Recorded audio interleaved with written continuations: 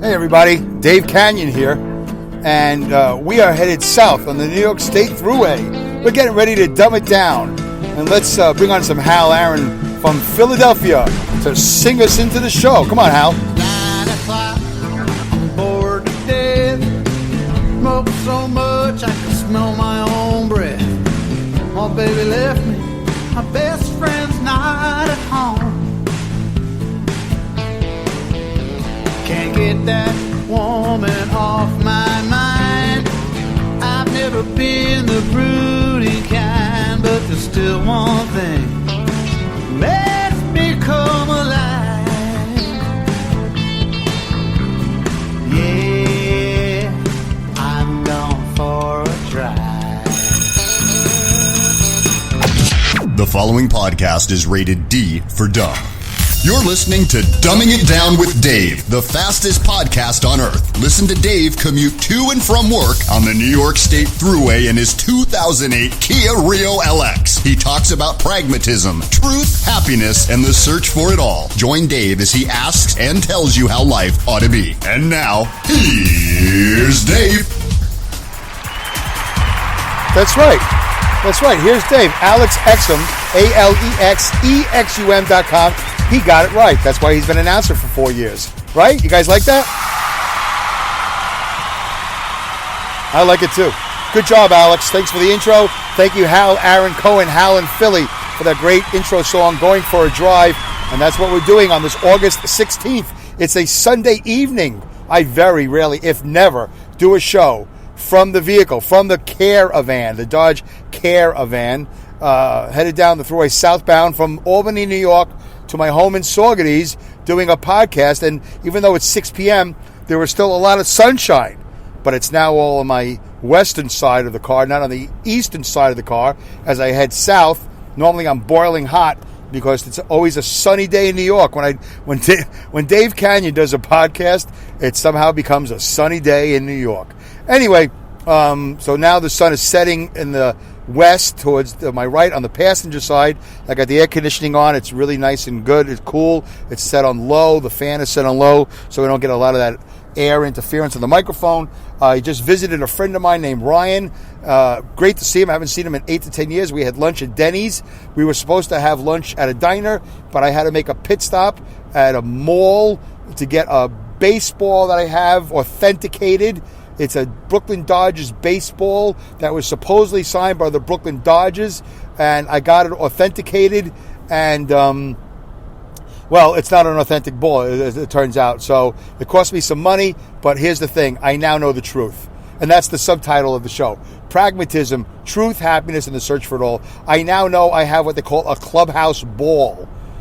A lot of teams had clubhouse balls where a guy was hired to sit in the clubhouse and sign baseballs based on who was on the team, right? And these balls were given out to fans, and people think, oh, I got a special signature. I got this. No, that person never signed the ball. The guy in the clubhouse was hired to do that. In baseball, they call it a clubhouse for some reason. Anyway, I learned the truth that this ball is not going to be it's not going to be a life-changing, it's never going to be assessed at a life-changing value. It's not going to be $7,500. It's not going to be $75,000. Doesn't matter whether it's a mint ball or not. It's not a fake. It's a real baseball from back in the day, signed by a very famous guy who used to work for the Brooklyn Dodgers when they were at Ebbets Field in Brooklyn.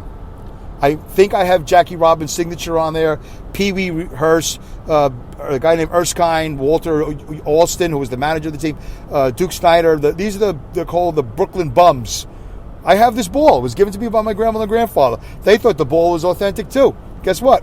It's an authentic ball, but the signatures are not authentic. The signatures are, clubhouse signatures from this guy that his job was to do these phony signatures. And that's it. And these balls are all over the country by many, many teams for many, many years. But guess what? Supposedly somebody still has a value on this and might pay me a couple of bucks for it. I don't know. I don't care. It's the only true material artifact. I'm pretty sure. I'd have to really think about it. It's really the only true material artifact that I have from my grandparents on my father's side, from my grandmother and grandmother, Frida and Bill. And if you don't know what Frida and Bill look like or anything about them, which you don't, just think about Edith Bunker and Archie Bunker. My grandmother Frida wasn't as daffy, if she was in fact daffy. I would argue that Edith Bunker was not as daffy as people might think, and Archie Bunker was not whatever you might think, but my grandfather was not, nearly as bigoted and racist and whatever, or uninformed and unintelligent. But there was a similarity there, and there's other similarities that I'm not going to go into, but that's how I always envisioned my grandmother and grandfather, sort of like as Edith and Archie Bunker, but different. But I'm sure a lot of people feel that way about their grandparents or anybody in their lives. You sort of match them up to a TV celebrity or whatever, or a theater, a movie celebrity, whatever. We're always making matches and labels and profiling. So that was my story. They gave me this baseball, thought one day it would be worth something, but it's not. It turns out it's not worth much at all. I don't even know if I'll get the money back that I paid to have it authenticated or not authenticated. But so it's authentically not going to be authenticated, which is fine with me. That's the truth. All right, let's move on. I really want to get to it because this show is going to be called My Month of Hell Part 1.5, or My Month in Hell Part 5, or My Month in Hell Part 10. If you heard the original show, which I think was episode 245, you know what I'm talking about. I kind of talked, and I ran out of time. Some of you are okay with that because I'm going to get to it eventually. And just because I have a half-hour show, and just because my half-hour shows are numbered, or sometimes they're not numbered, doesn't mean I go by any rules. I don't work for a network. I don't work for anybody. I work for myself. And I don't even work for myself. I kind of play for myself. It's a hobby. It's just for fun. Do I want to make something out of this? I'd love to, but it doesn't matter. So I'm able to do a 30-minute show and not get to it until 25 minutes into the show, and then I continue it the next show. You know what I'm saying? So anyway, I want to thank my buddy Vernon Payne. You might have heard a previous episode that he did.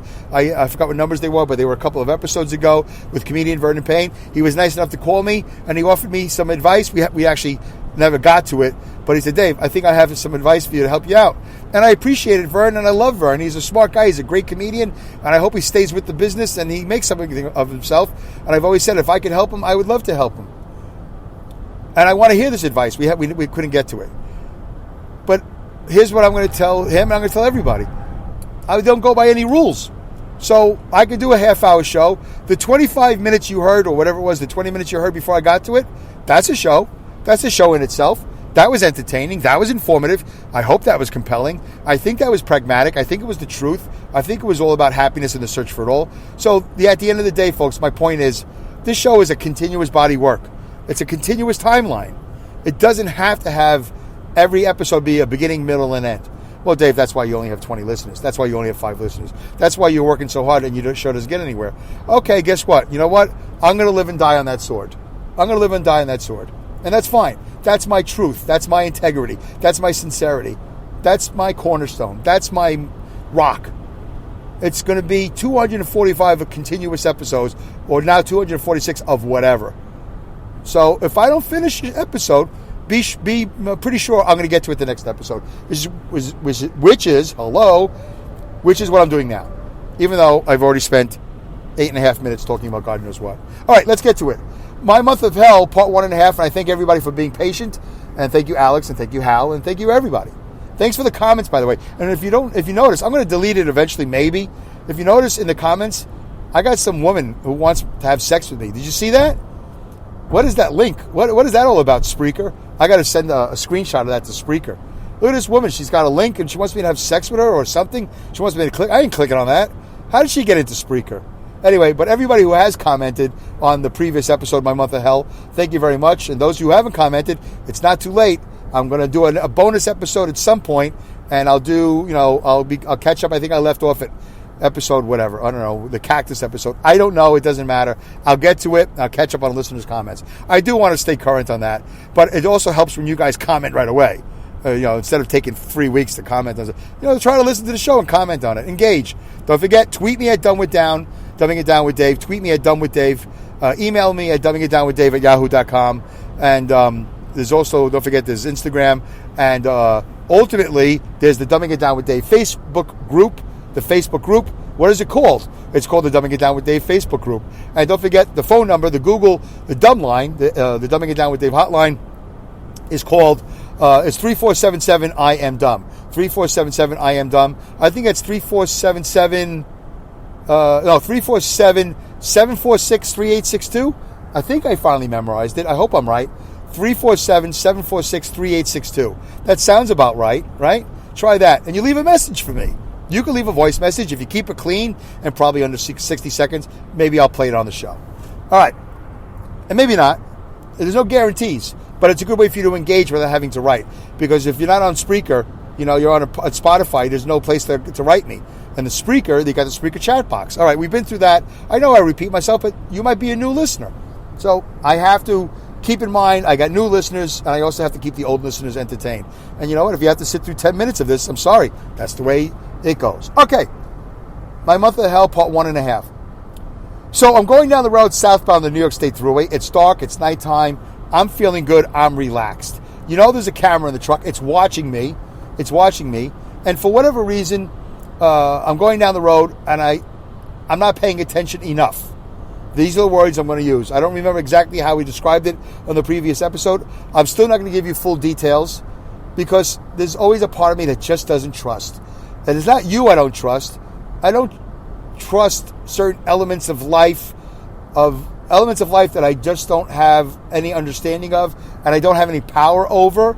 And I don't want to be surprised later on when somebody calls me into the office because somebody at my job wants to take me down. And I don't know if that's true or not. It doesn't matter. I don't want to give that possibility any life. So I'm creating theater of the mind. For those of you who know this show, know that I can create theater of the mind. This may or may not be true. You're going to have to decide for yourself. So I'm going down the thruway, and I'm not paying attention enough. I go over the white line, right, on the passenger side, and now I'm in that safe zone. You're supposed to be safe on the other side of that white line. You really shouldn't be there at all, but sometimes you end up there. You park, you fix a flat tire, somebody's got to pee, your kid poops their diaper or throws up. There's a myriad of reasons that you pull over the white line. And to a certain extent, that's supposed to be a safe zone because that's not a road. That's not a lane that you travel on. That's the side of the road. But guess what? That's one of the most dangerous places to be because now you're a sitting target. Now you're stationary. You're stationary. You are, in fact, now a target. Are people looking at it like a bullseye and they want to hit you? No, they want to avoid you. They want to avoid you. Tractor trailers, anything. They want to avoid you. But guess what? Life happens. And people cross that white line, and there have been tragic incidents, accidents, horrible, horrific stories that have happened of people parked on the side of the road. Here on the New York State Thruway, several times over the last few years, and forever, things happen in the right lane and in the left lane, but they also happen in the service lane, the lane towards the right on the other side of the white line, and on the New York State Thruway to the left over the yellow line. Things happen, and they're horrible. They're never good. That's why when you break down, folks, get out of the car and get in the grass and go. You got to get out of the way. Don't worry about the car. Let that get hit, but get out of that car. If you're changing a flat tire, tell everybody to get out of the car. It's a dangerous place to be. State troopers have been killed there and injured. It goes on and on. I can go on and on of all the horrific events that have happened over that white line and over that yellow line, to the right and to the left. So I wasn't paying attention enough. And I ended up looking up. I finally got paid attention again. And next thing you know, I'm headed towards the guardrail. And I jerked the wheel because I impulsively, instinctively got nervous. I didn't stay calm. I didn't gradually slide back to the lane. I got nervous. I panicked. I jerked the wheel. I set off the camera. And I've already explained the camera. It's called the drive cam. It usually has a green light if you have done nothing wrong, and if you reset the camera, which I know how to do, and you go down the road, and if you set off that camera, it'll blink. It'll blink like a roulette table, like a Vegas game. Green, red, green, red, green. And you sit there, and every driver does it like, oh my God, well, how's it going to end? And even if you've done nothing wrong, sometimes you just have to hit a bump. You just hit a simple bump or a dip. The dips are worse than the bumps when the road dips. Sets off the camera. I did nothing wrong. But you better have your seatbelt on. You better have at least one good hand on the wheel, and you better be paying attention. You better not have a cell phone on your hand. And if you're drinking something, you better have eyes on the road. Because there have been guys that have been drinking from a cooler They're drinking from a cooler, and the cooler is so fat, they can't even see the road. And they've been caught. You can get caught picking your nose, too. That's happened also. There's a lot of things guys get caught doing. But guess what? They're being human. And we don't allow that anymore. We don't allow the possibility of being human. Because now there's a camera watching you. And they will criticize you for every little thing that you're doing wrong. Because they want you to be a robot for 11 hours of driving. 14 hours of on duty and 11 hours of driving. They want you to be a robot. They want you to be 100% in compliance. You can't be 90%. You can't be 99%. You got to be 100%. And there are certain situations where they will fire you for. You know, the first time they give you a verbal warning, the second time they give you a written warning, the third time they'll suspend you for a day, the next time they'll suspend you for 3 days, and then the next time they'll terminate you. It all depends. There's so much criteria, so many circumstances that all go into this. And you know what? It's you think, David, how hard it could be to be a safe driver and do the right thing and never have this problem? Yeah, you would think it'd be easy. But the thing is, I'm human, and everybody else is human, and you do things. There are times I go down the road, I just take my seatbelt off. I'm done. I'm done with the seatbelt. It's cutting my neck because a lot of our seatbelts are defective. I don't know what percentage, 50%, 80%, but the constraint also of the seatbelt, I can't stand it. I can't stand it. And some of them are too tight. You can't adjust them. There's a whole bunch of things that go on. So sometimes I just take off my seatbelt. I need a breather. And by the way, you know when I do it? I do it like at 2 o'clock in the morning, 3 o'clock in the morning when I'm northbound and everything's done. And I'm just like, I'm on a Sunday drive. Like, I give myself a little reward. But guess what? No more rewards.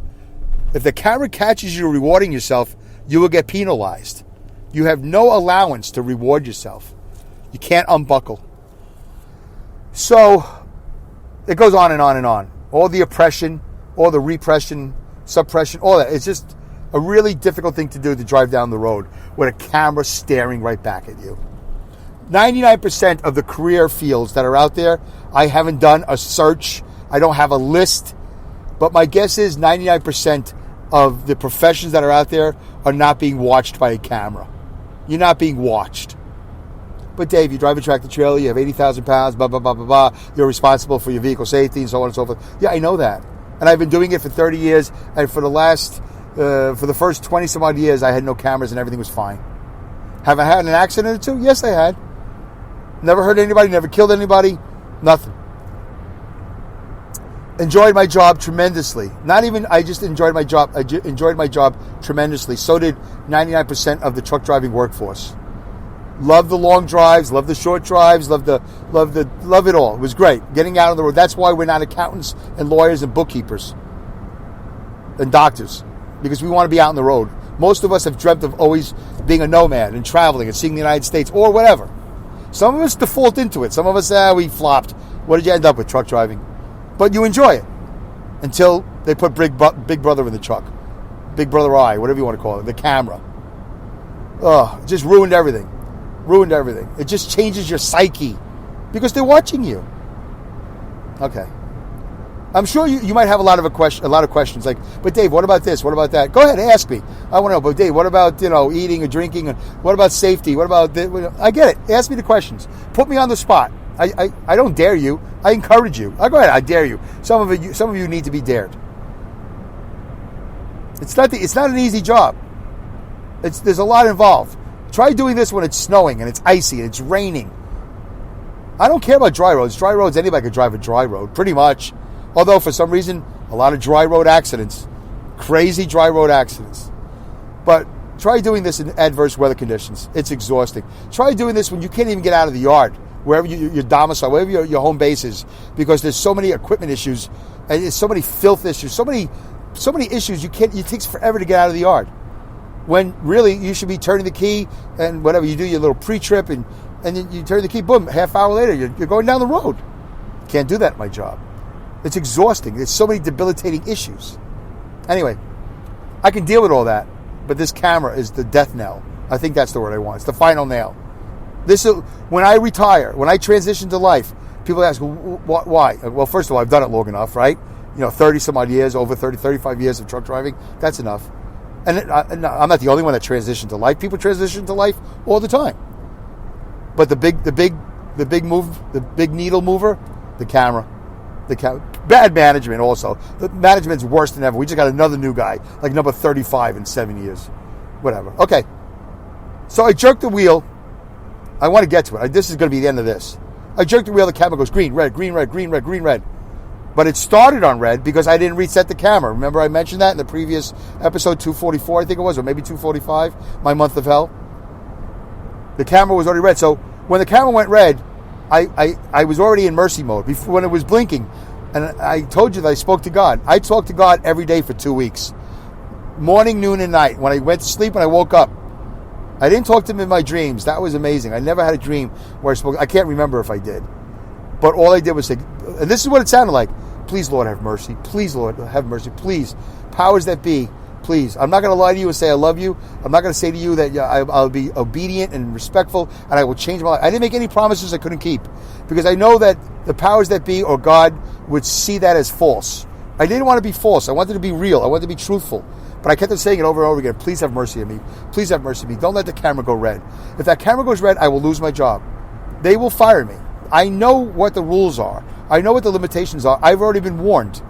I have to really wait until about January 9th. And then my record will be clean. It's a whole 1 year thing, which I don't know if we're going to get to, but maybe I'll talk about it in the next episode. That is part of this month of hell that I want to talk to. The human behavior of human correction. Behavior correction. The fact that we think we need to penalize in order to correct. That's part of the problem why we're having this racial problem in this country. We're having so many problems in this country because we've been penalizing people for nothing. Small, non-violent crimes of marijuana possession. That's it. In jail. You go. Life, jail, whatever. And there's I've been listening to a lot of podcasts where the United States is ridiculously ahead of every other country in the world. Forget about our population. You can adjust for population. This country loves penalizing. We think that's the way to correct. What did you do wrong? Penalize. We can't talk about it. We can't train about it. We can't love about it. We can't educate about it. We can't do that. We won't do any of that. Penalize, jail, fired, suspended, take away your pay, bad, negative. And frankly, it doesn't work. I don't think it works. Whatever. I'm sure you can make arguments for how it does work and why it does work. But if you look at this country, penalizing doesn't work, especially as overly severe. So we can talk about that. Maybe not this episode because I want to get to a variety of things. And I promise you. And if I forget and I don't get to it, don't forget to contact me at the places I've mentioned and say, hey, Dave, you were going to talk about human behavior. So because I always get back to that. And so I'm going down the road and now my stomach starts to, my whole body starts to, my brain starts to do all those things that people do when you basically, I feel like I just looked death in the eye. The death of my life. Because my life is right now all about being a worker bee. I'm a worker bee. And I never appreciated my job as much as I have. Years ago, by the way, there's a movie. What's his name? Not Bob Hoskins. Oh, why am I butchering his name? Great actor. Oh, I'm so sorry. I'll put it in the show notes if I can. There's a movie called The Remains of the Day. Oh, it's not Bob Hoskins. How dare I forget this guy's name? Great British actor. Horrible of me. The Remains of the... he was the guy in The Silence of the Lambs. You don't have to put his name in the... everybody knows his name, but whatever. The guy from The Silence of the Lambs. That great actor. He was in a little-known movie, probably a White Ivory Tower, whatever that production company is that makes movies in England, with a female actress who's fantastic, too. I'm butchering her name, too. I'm not going to even try. Great British actress. The Remains of the Day. Watch this movie. It is long and boring for most of you, but it's all about a butler that works at this mansion and for his master, who he serves dutifully and goes through all decades, grows old, starts young and grows old in this mansion for this rich guy through all this political intrigue, but he stays true to his job. Anyway, blah, blah, blah. I could do more about it. It's a great movie. I could do a whole podcast about it. It's a great philosophical question. It's a great study of human behavior. The Remains of the Day. Great movie. I hate the fact I'm butchering his name. Horrible disrespect to a great actor. And so anyway, And there's a lot of life lessons to be learned from this movie. But when I watched this movie, I was wherever I was working at that time, I was working at a printing company, I got really into my job. I became super dutiful to my bosses. I really started I was just a material handler at a printing company. I drove a forklift. I moved things around with a forklift, whatever. The description was called material handler. And I got really into my job. And it changed my life because I didn't stay at that job forever. And every job I went to, I really got better at the employee-employer relationship. I really understood the employee-employer relationship. It's really a beautiful thing when you realize your place in life. I am the employee. They are the employer. They are giving me the opportunity to exist on this planet in a financial way that allows me to exist on this planet in other ways. Without this job, I don't exist. I know. Dave, we love you. You're a funny guy. You're a nice guy. You help people. Blah, blah, blah. You're good. Yeah, I know. Without a paycheck, I'm nothing. Sorry. That's the truth. Without a paycheck, I'm nothing. I'm worth nothing. My wife could love me all she wants. I am nothing. And my life is over. Yeah, I can get another job. I know, but you got to understand how about this job and the money it pays me and the luxury it affords me and all the things that I've done in the last 7 years and all the things I plan on doing in the next 7 years.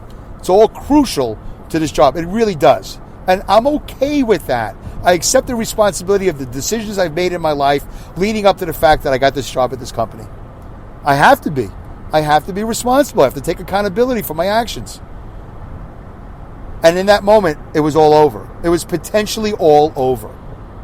The camera was red. It went to red. It never goes back to green once it's red unless I reset it. And for 2 weeks, all I did was talk to God.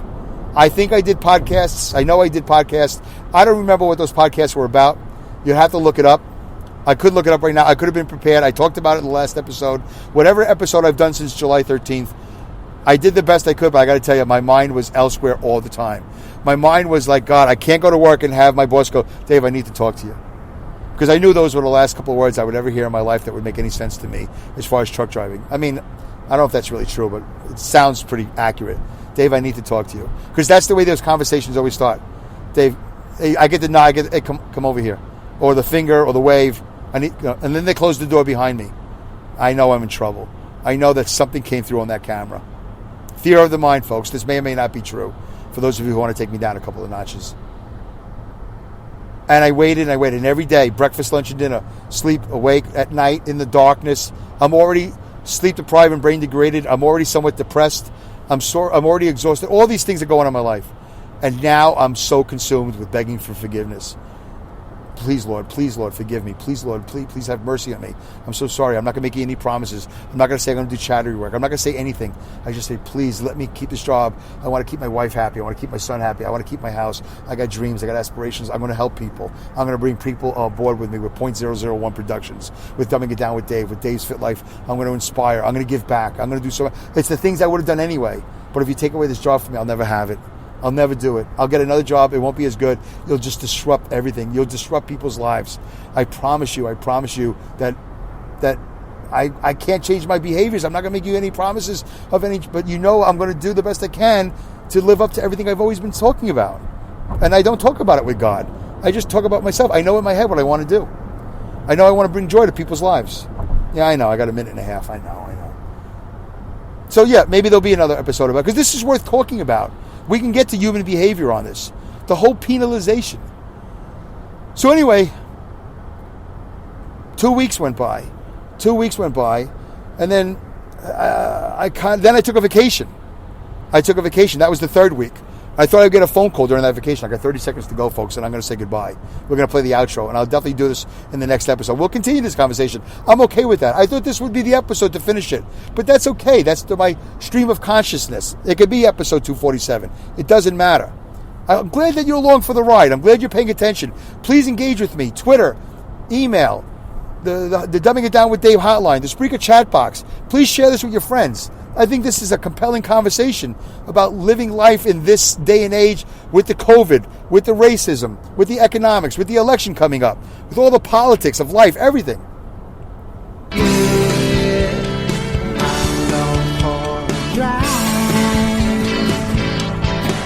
I gotta do better. I don't know how to do it. Thank you, Hal. Thank you for listening to this episode of Dumbing It Down with Dave. Goodbye, good day, good night, good luck, good riddance, good rats, Godspeed, and great skills. Take care.